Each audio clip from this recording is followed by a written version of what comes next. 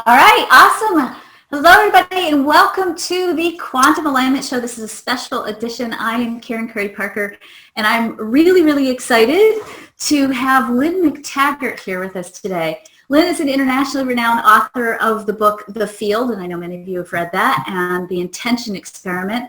She's joining us today to talk about her new book, The Power of Eight. And we've had a whole wave of people taking photos of your book over the last few days on Facebook. She's going to talk about she's going to start with, Lynne, you call this an accidental discovery about the healing power of altruism. So tell us a little bit, let's start first with what is your accidental discovery? And then I have a whole list of questions for you about how we can use this information to help heal each other and even to heal the world. Okay. Well, I had started out in 2007 wanting to test the power of intention. You know, we'd heard a lot about the law of attraction, and The Secret was a movie that was coming out. And I had a lot of awkward questions about all of this. I have a background as an investigative reporter. So I was the ultimate doubting Thomas about this. I had interviewed a lot of scientists for my book, The Field, who talked about the idea that thoughts are an actual something with the capacity to change physical matter. But I wanted to find out, okay, how far can we take this? Are we talking about, just shifting a quantum particle? Are we talking about curing cancer with our thoughts? So, and what happens when lots of people are doing the same thing at the same time, thinking the same thought at the same time? Does it magnify the effect? So I decided to put this to the ultimate test by setting up a thing called the intention experiment. And in my book of the same name, I invited my readers to take part in periodic experiments. I figured that I knew a lot of scientists in consciousness research, and I also had a lot of readers from the field. It's in 30 languages. So I figured if I brought these two bits together, I'd have the biggest global laboratory in the world. So I did. And every so often, I'd ask my readers or an audience, if I was speaking somewhere, to send an intention to some well-controlled target. And we did everything from leaves and seeds, trying to make them grow faster and change little properties of them, to try to purify water, lower violence in war-torn areas, and finally try to heal somebody of PTSD. So it really worked, which I was shocked by. I didn't think it was going to work that well, to be honest. I thought maybe we'd have some effects, but we had huge effects. Of the 30 experiments that we've measured to date, 26 have shown measurable, positive, mostly significant effects. So there's no drug out there that has that kind of effect. But around the time I started it, about after I'd run some experiments, 2008, I thought to myself, well, I ought to run a workshop about this. But how do you show people the power of intention in a weekend workshop? People can't manifest a new job. So I'm just kind of thinking out loud to my husband, and I'm saying, I don't know, maybe I'll just put them together in groups of 8, and we'll send healing intention. The group will send healing intention to a member of the group with the health challenge. And my husband, being a great headline writer, said, yeah, I love it, the power of 8. And so we started out in Chicago in 2008 with our first workshop. We put the audience into groups of 8. And I knew a lot about how to do intention. I'd studied with intention masters. I'd studied the science of intention. I distilled all of those practices into a simple program I called Powering Up. So I knew about how to do intention, but I didn't know about group intention.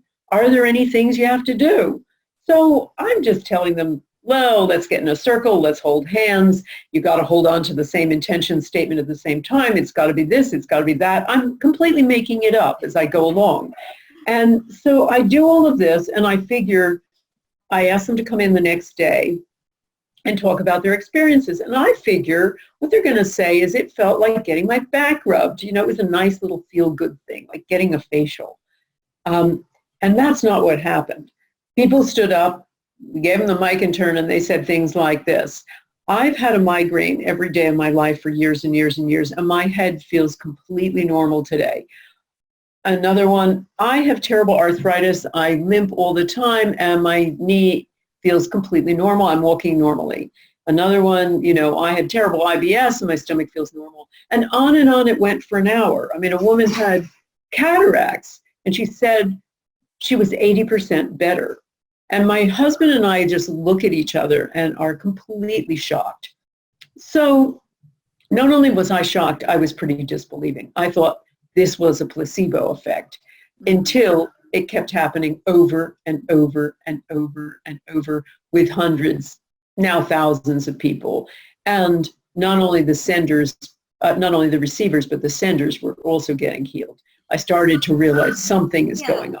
So let's talk about that, because that's a really, I think, the whole finding of, okay, the circle of eight and people getting healed, I think that's already a powerful piece. But the whole piece of the senders also getting healed. Talk to me a little bit about that. Well, when I finally acknowledged that something was going on here, and it took me a long time, this is why it's taken me 10 years to publish this book, to really understand it, believe it, etc. I started looking into why. Why is this working? And I looked at lots of things, brainwave studies and what goes on in a group effects, and of course intention. But one other piece was altruism, the whole power of getting off of yourself. And this came about by accident, because in one of the ways I wanted to study this was to put people in a master class where I would teach them for 6 weeks and then put them into small groups and observe them for an entire year and have them report back to me every month on how they were doing with their health, their relationships, their life's purpose, their career, their finances. And most people, I mean, of the people of that 250 who were part of that group, who kept meeting in groups, 150 of them had, they were the number who stayed working in groups, and pretty much 100% of them had major life transformations. Wow. So that was amazing to me. And there were extraordinary things going on, everything from healing lifelong depression to 15 years worth of chronic fatigue, to amazing dream jobs and finances coming just when they needed them, and or extraordinary things happening all the time. Once in a while, there was a person who wasn't having NFX early on in the year. One of those was Andy. And Andy was trying to get a new job. She was just going through a divorce. She was trying to get a new job. She'd sold her gift store business. She couldn't get anything, no bites. And she was a, experienced marketing person, and nothing. And so finally, after trying all kinds of things with her group, I finally said to her, Andy, just get off of yourself. Start intending for someone else. And I threw somebody else out who was a 15-year-old who tried to commit suicide after breaking up with his first serious girlfriend. He'd thrown himself off a 40-foot structure onto hard ground. And he broke everything. He had nerve damage, brain damage, etc. So we set up a 3-week healing vigil for Luke. Mm-hmm. And one of the people taking part was Andy. As soon as Andy started taking part with this thing with Luke, out of the blue, out of nowhere, she gets a call about a dream job. And that happened over and over and over again, enough for me to look into the science of altruism. And I found that altruism is like a bulletproof vest. People who do for other people in any way are healthier, happier, live longer in every regard. In fact, one big study looking at depression, using prayer to heal depression, they had volunteers, 400 people with depression, and they divided them into 2 groups. One half got the prayer and the other half did the praying. And afterward, a psychologist measured them with all kinds of psychometric tests to see if they'd improved. The people who got the praying did well. They improved, but not as much as the people who had done the praying for them. Wow. And that happens over and over and over again to demonstrate that altruism has hugely powerful effects on the immune system. So I'm going to play devil's advocate here for a minute, and we're getting a little bit of feedback, but I think we got it. So a couple of weeks ago, we had, I think, your friend Howard Martin here. And actually, he is my dear friend. he suggested that we bring you on, and he actually wanted intention for you guys to have a debate. So Howard Martin is one of the founders and representatives of the Heart Math Institute. And of course, in the Heart Math Institute, they talk about changing the world by becoming coherent, increasing heart coherence, and just maintaining sort of a general state of, we'll call it well-being. And that just by simply being in that place of well-being, we have the power to change the nature of the energy of the world. And you're saying it's really the intention, or at least I'm gathering, that the intention that we set, that it's clear, that it's precise, that we hold this intention, that we send light to water or plants or send intention to each other, that it's a little bit different than just staying in a state of well-being. Talk to me about your perspective on this, and why is there a difference between just being happy and coherent and relaxed, or versus having a clear intention and using your energy that way? First of all, there's more than one way to skin a cat. The transcendental meditation people have demonstrated big positive effects in lowering violence, in having a critical mass of meditators just meditating. So again, that's a passive practice. Howard and HeartMath have done amazing stuff with people and demonstrating that when people are in a space of love and compassion and appreciation, that radiates out to the world. And there's plenty of evidence demonstrating that there's some wonderful evidence with Harvard showing that if you're happy, you're more likely to have happy friends, not because you self-select happy people to be around, but because of the natural spread of happiness. Well, the same thing would happen with negative effects, negative in things like loneliness. You're more likely to have lonely friends. And also, I would assume, appreciation. If you're in a state of appreciation and gratitude, you're more likely to radiate that out. There's a natural ripple effect in the world. So that's my take on that. I think with our intentions, what we have found, I'm not just sort of making this one up. We've looked at this with all of those experiments, and we've tried it with general intentions, and they don't work. We once sent love to water, and we had no effect. We had no effect in changing, making a positive change of pH. When we sent an intention to move the pH by at least 1 unit, we did. So with us, we found over and over again a very specific intention works. And that's also the state in the laboratory. The more specific, the better. But remember, too, we've had brainwave studies looking at what happens to the brain during these Power of 8 groups. And we find something very, very different from meditation. Not better, not worse, just different. What we've discovered is that when people do this collective intention together, first of all, I know from intention masters, the kind of people like a Qigong master who can throw somebody across the room with their thoughts, they don't have a quiet meditative state or a quiet state like HeartMath. They have a very energized, highly focused mind, propelling that person. That's razor sharp intention. And we found the same thing that happens with intention. When you're in a group, something very different happens in your brain. It turns off all of the parts of the brain that make you feel separate. The parts of the brain, like the parietal lobes, that make us feel, that tell us where we end and the rest of the world begins. They're all part of separation. It also turns down a lot of the executive portions of the brain involved with worry, doubt, and negativity. So the people that are doing these kinds of intentions in small groups resemble, and it's almost identical brainwave signatures to Sufi masters during chanting or Buddhist monks in ecstatic prayer, people who are experiencing a state of ecstatic oneness. So there are amazing effects that happen with HeartMath. There are amazing effects that happen with meditation. This is something different, and it has to do really with the connection, the oneness one feels in that group. Beautiful. So I want to continue this a little bit differently. We also had Dr. Amit Goswami here last year, and Dr. Goswami talked about studies with prayer, and he told us that when you get to a certain critical mass in these studies, part of the reason why these larger prayer studies didn't work was because there's too much tangled hierarchy when you get a whole bunch of people holding an intention. So you say 8. Why 8? And is there any variability on those numbers? Okay, first of all, on the large prayer studies, which I looked at in great detail in the intention experiment, there were terrible study design issues with all of the major prayer studies.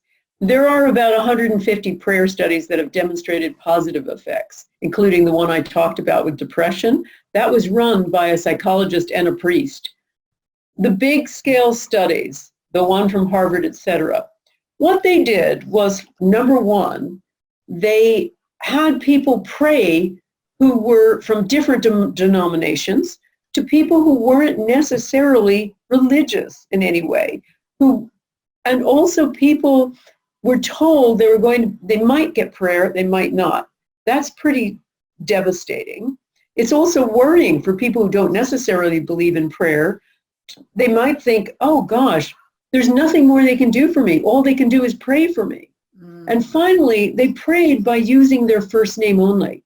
That's like me trying to phone you and only using the first 3 digits of your phone number.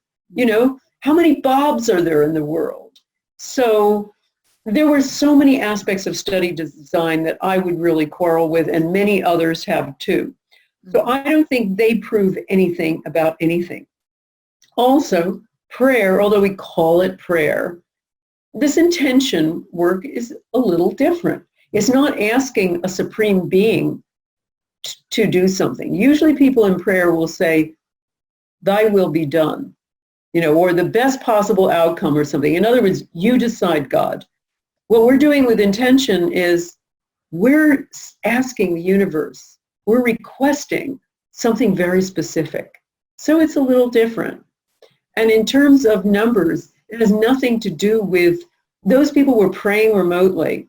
You know, our people were, and they were praying for different people. Our people are all sending an intention for the same thing.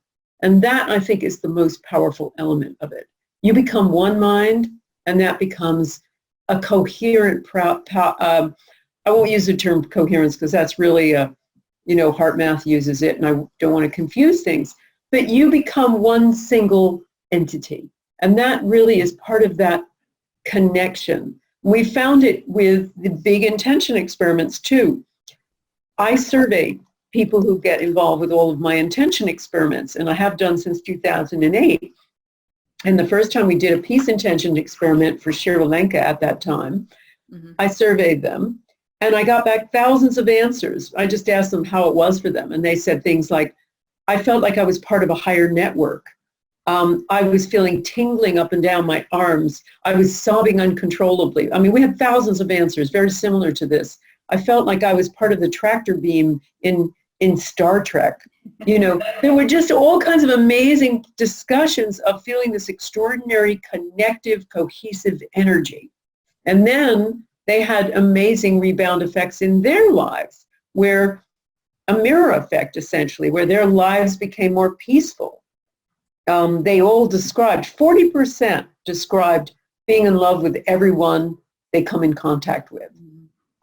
People were making up with estranged relatives and family. They were connecting with better with their coworkers, even not so nice bosses. They were hugging strangers, basically. And their lives went on to be more peaceful. So I think there's something really powerful about the group effect itself that you can't really say is analogous to some of those other situations. So I want to ground this and really give people a way to use this as a tool. So I'm going to ground it in an example, and let's play with this for a minute. A couple of weeks ago, we had a terrible shooting in the United States, another school shooting in the United States. And I want to be really clear, as I'm saying, just for everybody's sake, every time I bring this stuff, I'm not talking about gun control or any policies around guns. I'm talking about healing. So there was a meme that was going around that was sort of making light of the phrase sending love and light. And certainly I'm, again, also saying, of course, we have to also take physical action. We're materialized in a third dimensional world. But But there is this place of feeling like, I want to make a difference in this situation. It's hurting my heart. I know that my listeners, I know, have this experience. This is hurting my heart. I want to do something, and I can't write legislation, or I can't do anything, and I want to send love and light to these kids. How do we do that in a way that is scientifically valid and potentially has the possibility of actually supporting and helping people heal? Okay, well, first of all, I'm going to answer that by saying I think we all should study those 17-year-olds who took charge of this whole situation afterward. I've been watching them closely, and I am stunned, amazed, and just overwhelmed by how powerful they are. First of all, within 10 days of that shooting, Cameron Kasky, Emma Gonzalez, and the third guy, who's been around and in the news a lot, who is a budding journalist, had organized a march that will be countrywide on March 24th, had met with Florida legislators, had cornered Marco Rubio to say about the NRA payments, had done all of these things, had dealt with the press, knew how to deal with the news cycle, had created a website, had created merchandise already to fund their march, had received donations of millions of dollars from celebrities. I mean, they were extraordinary. Yes. They were powerful, and they were inclusive. What they did that was so brilliant was they said, we're not against gun ownership. One of them said, my dad has a gun. I don't want to take guns away from him. But what I want to do is prevent a mentally disturbed underage person or any kind of person from walking into a school with a semi-automatic and being able to blow away the students. And as a result of the way they handled it, I don't know if you saw this, but they started to create another kind of viral thing, which was because their thing went viral, and then a guy who had an AR-15 sits there in front of YouTube and talks about how he doesn't want to have another gun like this, do something like this, turns around, gets his buzzsaw out and saws the thing in half, whereupon there's become a whole bunch of other people doing the same thing who are all gun owners. So there was something where they were only talking about corruption, the NRA and the corruption, not people's right to own a gun, but sensible gun ownership. And they were demonizing the people who were corrupt and paying off politicians, etc. So there was a powerful thing. I love the idea of making this an inclusive thing for both people involved with gun ownership and people involved with gun control, and letting them see that everybody wants the same thing, which is not to have this ever happen again. Mm-hmm. And when we take the political people out of it, it's powerful. So I would talk about doing intentions for unifying people, and unifying people to stand together for this, to create incredible pressure on politicians to not allow the politicians and the corrupt lobbyists to divide us again, and to make sure that we are all working for responsible gun ownership. So would it serve then to consciously then set up a group intention experiment, so to speak, where we all say, okay, at this time we're going to hold this intention, and this is what we're going to... Well, yeah, and that's what we're doing. I mean, we have talked about, we've had a number of people ask us to do this, and I've done periodic big experiments that are informal, and I would do that too. I've written about this, and I've talked about it quite a lot, and I'd like to just, run one. And also, people, doesn't have to be with me, people can also set up their little groups of 8 and send that out. I would really encourage that with groups, with Power of 8 groups, you can send an intention for someone with a condition inside the group. You can send an intention for someone with a condition outside the group. You can send an intention for anything, for someone inside the group, for a situation outside the group, for a person outside the group, whether it's their finances, it's a world problem. You know, we did a big intention for California during all of those fires. Mm-hmm. And so you can do any kind of thing like that. That's the beauty of a power of 8, just being specific. That's the only thing that matters, and all holding the thought at the same time.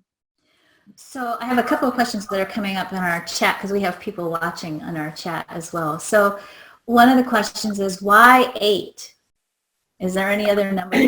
8 is a Goldilocks number. To be perfectly honest, it was me pulling it out of a hat when I was talking to my husband, just saying, oh, I don't know, let's put them in groups of 8 or something. It wasn't sacred geometry. It wasn't, it's lovely. 8 is the sign of infinity, sideways. All of those things, but it was pure accident. What we have discovered is 8 is a Goldilocks number.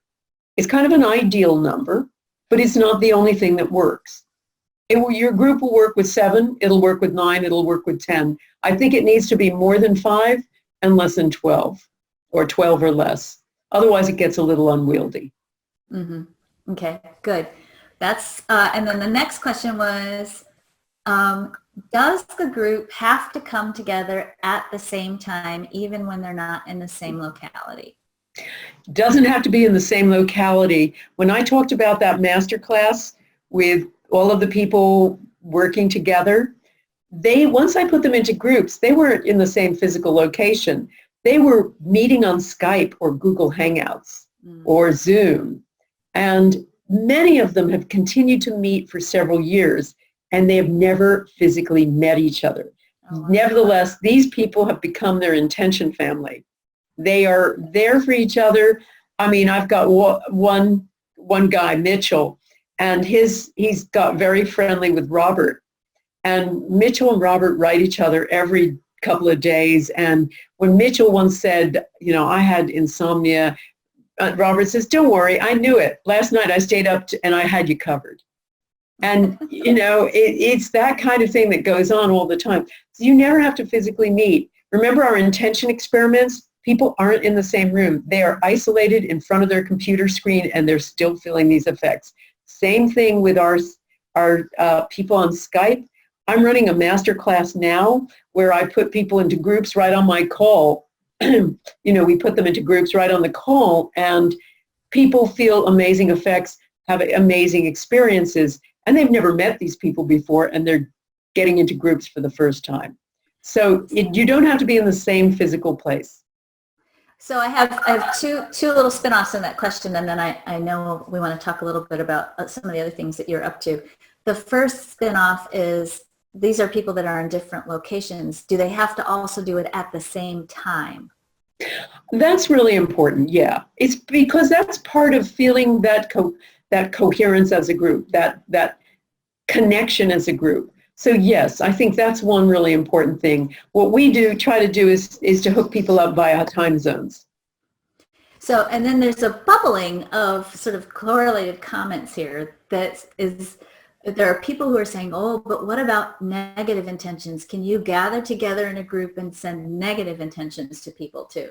Sadly, intention doesn't have a morality. I mean, there's a long history of indigenous populations using voodoo and hexes and all of that. That's negative intention.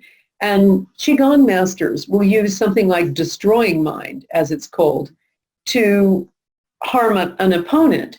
And there have been many studies, this is all in my book, The Intention Experiment, showing that negative intention through a Qigong master, can retard plant growth, and positive intention can encourage it. And there have been many studies with people who are just volunteers who aren't Qigong masters that show that negative intention works just as well as positive intention. There are a lot of techniques for protecting yourself, and that I covered in the intention experiment, et cetera, and they're kind of too long to go into. But the most powerful thing to understand is that most people, certainly groups, don't gather together to create harm, and also aren't usually as focused enough as you need to be. So yes, there is the power of negative intention, but I think what's really important is to not worry about that so much and to just worry about or concern yourself with using a group for powerful positive effects and watching what happens. Well, it seems to me too, if the mirror effect works in the positive direction, that maybe if you go the negative direction, it might bounce back at you too in that direction. It could do. I mean, there's, listen, it does work. Look at Hitler. He had a pretty big intention, and it worked for a while.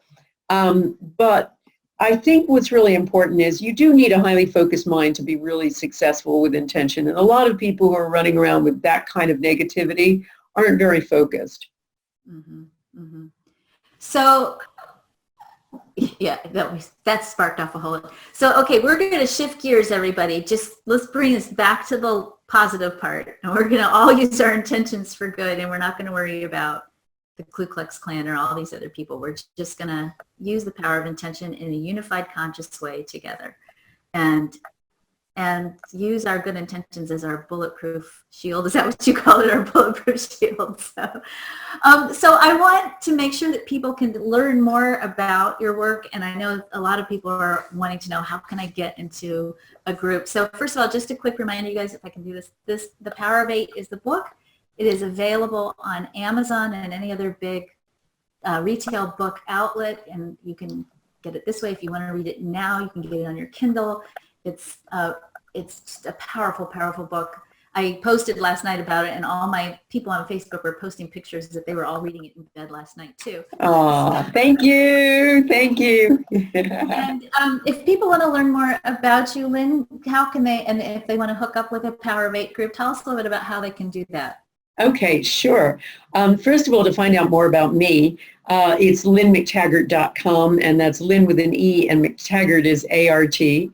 I also have a section of my website, lynnmctaggart.com/forum, where we have created a whole section for people to set up groups themselves.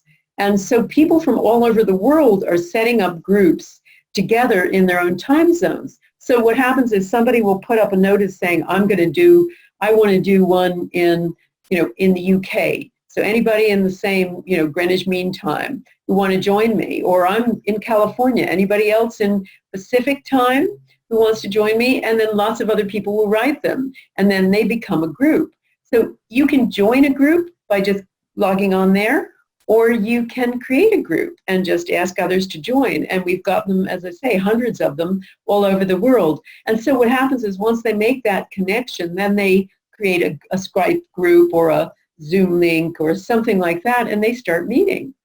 So it's that simple. If you don't have 7 other people to meet physically near you, you can set this up that way. Also, people are setting up physical groups on that forum page too, saying, I'm in the Denver area.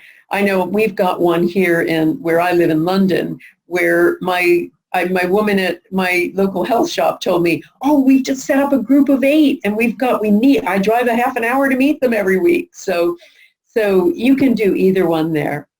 And you can also work intensely with me. I do one masterclass a year, which is where I put people into groups. I train them. We put people into groups of 8, and then we monitor them all year long and work with them all year long. That's already started for this year, but I have another thing that I do once a year, which is a retreat in some wonderful place. And the wonderful place we have this year is Tuscany, September 29th to October 6th. And we're going to be staying in this gorgeous villa with a pool and a spa. And what happens is we do intensive work on intention and things in the morning with just a select group of 30. And then in the afternoons, we go to Florence, Siena, San Gimignano, the Chianti Trail, and just enjoy the villa and Italian food. So for anybody interested in that, they need to go to www.globalj.org. It's also on my website under events, but globalj.org has all the information about it. That sounds amazing. It's some of my favorite places in the world. So very nice. So Lynne, thank you so much for your incredible work and the wisdom and the knowledge that you keep sharing with us. Thank you for sharing your afternoon with us here and being with us. And I am so grateful for all that you've shared with us. I'm inspired. I'm just keep thinking in my head all last night. I was like, who am I going to call for my 8? So, I know. go ahead. And here's the great thing about it. This is the thing.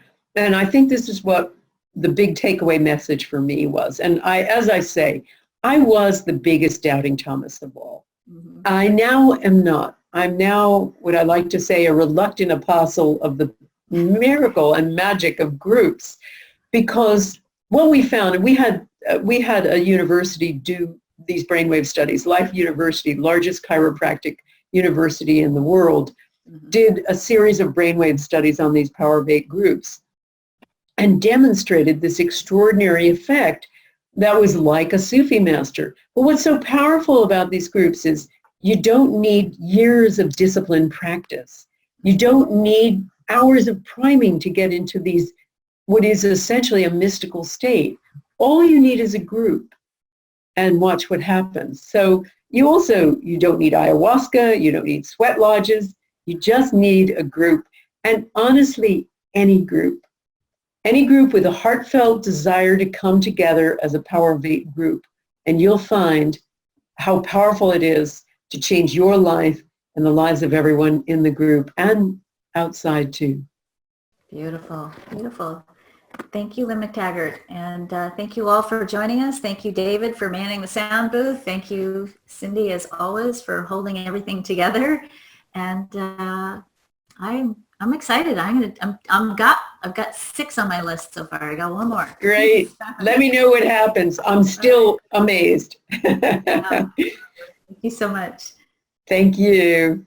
Thanks. Bye-bye. Bye.